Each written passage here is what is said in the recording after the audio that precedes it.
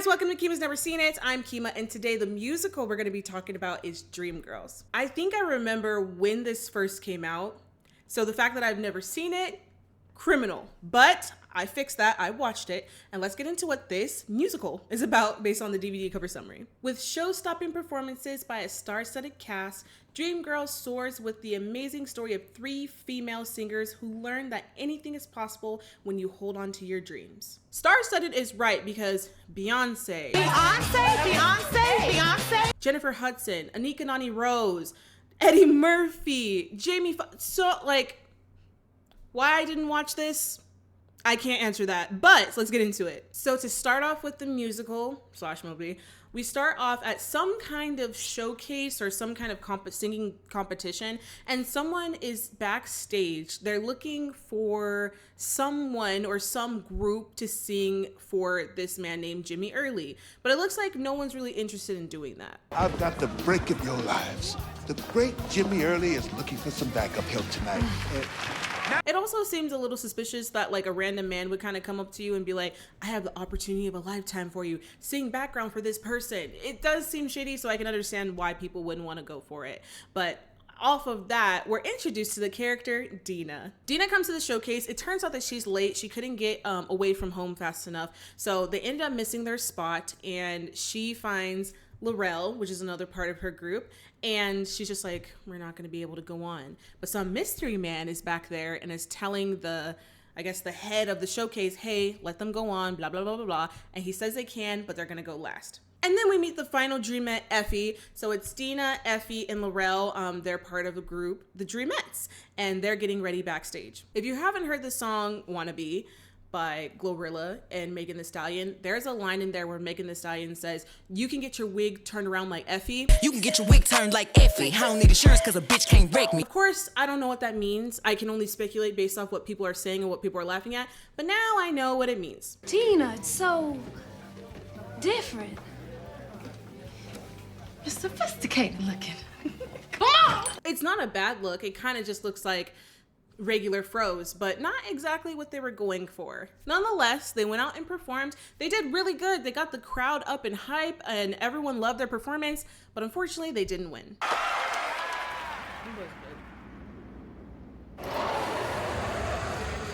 Does this mean we're not gonna be famous now? Which is funny because in the background, the man who basically fought in so that they can get a spot to perform, his name is Curtis. He was speaking with the, what would you call it? The like commentator or like the person who introduces everybody. I forgot what their name is, but he talks to them. He's just like, make sure the Dreamettes lose. And he gives them money. He's just like, sure. I mean, they were going to win anyway, so thanks for the money. So Curtis finds the girls backstage and he's just like, listen, you don't need an amateur night. You don't need this. What you can do is something better. And you guys should do background for Jimmy Early. Now, Dina and Laurel, so excited. They're just like, of course. Effie is just like, no, I don't think so. But Curtis convinces her and they end up being the backgrounds for Jimmy Early. Then we meet Jimmy. He's a dog. He's married. He's messing with all these women. It's not good. He's a dog. But, you know, in his eyes, it's just show business. He's always on the road. So who's he going to be with? That's awful, but that's what he said. Now he hears that he has background singers and he hears that there's 3 of them. And he's just like, sorry, only 2. Not going to do no more than that until he sees the girls. And then when he sees all 3 of them, he's just like, never mind. I think we can do 3. Those are girls right there? I think 3 is going to work out just fine. I believe Laurel is the youngest out of the 3 girls, so she's like really excited and giddy and stuff. And, you know, she's just really excited to meet Jimmy. And they go to practice the song that they're going to be performing. Now, this was a TikTok trend for a while. Yeah, you fell right in there, didn't you, sweetheart? You can make your way to the top. Again, I've never seen the movie, so I just thought the TikTok itself was, obviously I knew it was from Dreamgirls, but I just thought the sound in itself and how people were doing their own adaptations was really funny. But now putting it with the movie and like thinking more through it, hilarious. But they end up, you know, practicing and then they go on the road with Jimmy. So they're going through different places to go and perform. And Jimmy is taking a liking to Laurel. He almost gets her, and I get so disappointed because, again, he's married. You shouldn't be doing that. And she's just so young, but she's just like, oh, you're married? Nah, get out of my face. And I was just like, thank God she came to her senses. Everybody knows Jimmy's married.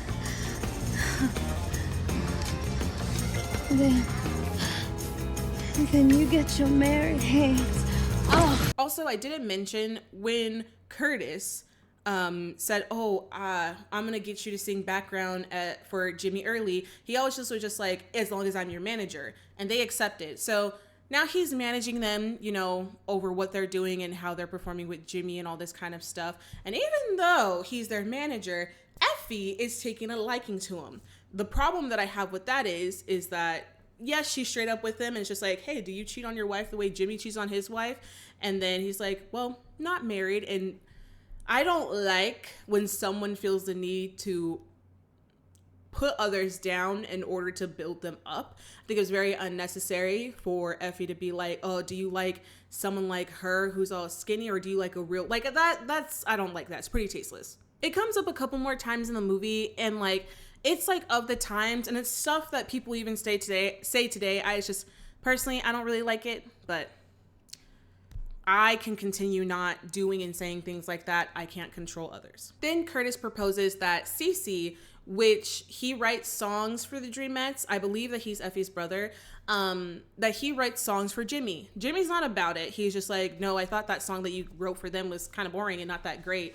But then Cece kind of like writes a song out of thin air. The girls come up to harmonize with him and it's perfect. And then it all works out and he starts writing for Jimmy as well. Now, Curtis on the side also works for a dealership. I believe it's his dealership. And the recording studio turns out to be the dealership. So they're using like chains from the shop. They're using like different car parts to like help with like the background instruments and things like that. But it works out and they have a hit. That is until Cadillac car gets stolen, because so many pieces of music were stolen from Black artists back then. It's insane. But it was stolen. It sucks. But Curtis isn't going to take that line down. Got me a Cadillac, Cadillac, Cadillac. Got me a Cadillac car. So Curtis is doing everything he can. He's selling out his dealership. Everything must go. He's gambling to gain more money. That way he can pay DJs to use their copy of Cadillac Car versus this other version that came out. It is wrong. In this instance, mind you, I said this instance, I'm not really against it because it was their original song and it's being stolen by these other artists and trending to be better when the song actually sucks more. So it's just like, take your stuff back. Fast forward, you know, success, writing more songs, performing more with Jimmy, doing all that good stuff. They're having a great run. It's public knowledge at this point that Effie and Curtis are a thing, but there's a little scene in there where it almost looks like Dina is trying to creep in there, and I don't like that. And power is starting to go to Curtis's head because things are working so well. Like the moves that he's been making, the things that he's been doing, it's been going well. So now he's kind of getting a little power crazy. And Marty, who honestly, I don't know if he was the manager of Jimmy or he was just working with him, he's taking notice of this and he's just like, listen, Jimmy is with me. That's my artist. I don't want you stepping on my toes here. Like, let's not do this. Curtis doesn't care. He's not going to back down. Jimmy doesn't see a problem with Curtis doing what he's doing, and Marty quits. I love you, Jimmy. But you can't have it all. It's sad because Marty had been working for Jimmy for a while, and it's just like, you know, this guy kind of swoops in. And again, yes, things are going well, but it's kind of just like, what about me? Like, been along for the ride, blah, blah, blah, blah. And yeah, it's a little sad. But fast forward, Jimmy and the Dreamettes, they have a performance where basically it's kind of like an audition. That way they can be on American Bandstand. Wrong crowd, wrong time. And it just didn't work out for them. And also there's a little montage where it shows that Jimmy ended up with Laurel. And I'm so disappointed. I'm so upset about it. I really am. Because you are a married man and you just keep pursuing this girl. And I hate it. So now Laurel is with Jimmy and Effie is with Curtis. Doesn't look like Dina is with anybody, but she's not really worried about all that. But they're so in love and in La La Land, it's kind of whatever. Curtis comes in. He announces that he wants the Dreamettes to separate from Jimmy. They are now going to be going on the road by themselves, separate from Jimmy. He's going to be doing his own thing. But Dina is going to be the lead instead of Effie. Now, like I said, I don't like when people bring others down to bring themselves up. But Dina agreed with this point. We finally get the chance to have our own act, and Dina's doing lead? She can't sing like I can. Effie is a powerhouse singer, and Dina knows that, Laurel knows that, and she's just like, listen, she's right, and I don't want to take her spot, but everyone's just like, listen, it's not about you, it's nothing personal, it's just for the group and the betterment of blah, blah, blah, blah, blah. So Effie goes along with it. All you got to do is dream. All you got to do is They're topping the charts, they're getting all these guest spots, they're touring, they're in like different news things. They're doing very well for themselves. In the background, we see Jimmy. It looks like he's not doing too well, and he actually sees the girls on TV. And somewhere along the line in the career, in that space, he ends up doing drugs, that booga sugar. And sometimes I know things like that kind of come with the business, but it's like, even to this day, the most devastating thing to see. So again, career-wise and topping the charts and all of that, they're doing well, but they're starting to hit some conflict because, again, Dina shouldn't really be the lead vocalist if we're talking about like the singing capability between her and Effie recognizes that, and she still has a problem with it. Record heavy, take 30. Also, that song was so uncalled for. Heavy, heavy, you got so heavy on me. We know who it was geared towards. Curtis, I know this is you. And speaking of Curtis, Dina stole Curtis. It was, like I said, public knowledge that Effie and Curtis were a thing. And then, Dina swooped in there and stole Curtis. Dina! Effie stopped showing up to practice, and it's getting taxing because they're supposed to be performing for like a New Year's Eve thing. And, Curtis is just like, oh, don't worry. I'll fix this. We don't have to worry about her. But it sucks because there is a reason why she's not showing up. And as we're gearing towards the New Year's Eve thing, what is this sign? It's giving, my name's David Ruffin and these are the Temptations. I don't like that. But Effie finally shows up to rehearsal. She's like, sorry I haven't been showing up and sorry I'm late. I went to the doctor. I'm feeling a lot better now. And I'm ready to rehearse with you. But she's already been replaced. She's kicked out of the group. And I can understand on a business point, she hasn't been showing up. She's late to that rehearsal. And the New Year's Eve thing was coming soon. Like, I can understand, but from what it seems like, they weren't even trying to like contact her to see what was going on. They kind of did her dirty. Curtis was done with her completely. So they're no longer an item at all. And then Dina ends up marrying Curtis. She's a snake. I don't like her. Right under your girl's nose. You knew that was your girl's man. You knew. Dina. But anyway, moving forward with the movie, Curtis is trying to push Dina to be in movies, kind of to be more than just, the lead of the Dreams. I think they switched her name from Dreamettes to Dreams. And she's not really feeling some of the movies that he's proposing. She's not against being a movie star, just not what he's talking about. Meanwhile, Effie is a single mother of a daughter. Her name's Magic. She's jobless because she keeps going to probably like unemployment or like those like job facilities. I forgot what they're called. My brain hurts. And she's just like, all I know how to do is sing. So unless you can give me something with singing, there's nothing I can really tell you. And Effie, no.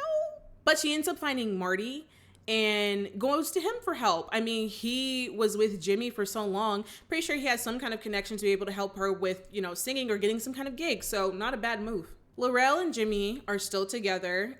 Jimmy's having a little bit of a rough patch right now with music and stuff.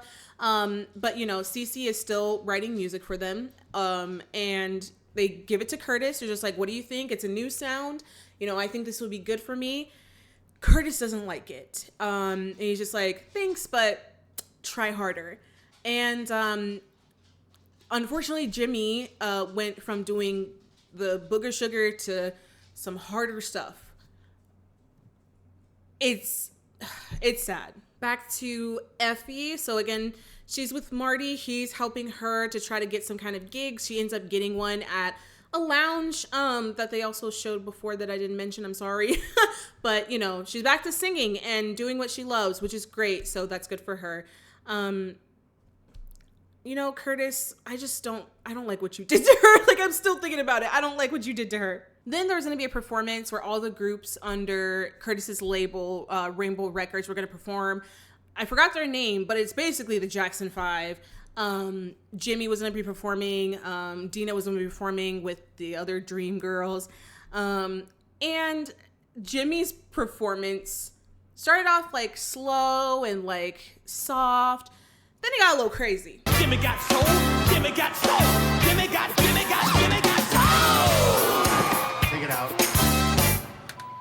Curtis is not happy that he did that. And he's just like, you know what, Jimmy? That's it. I'm done. We can't do this anymore. So got let go of the label.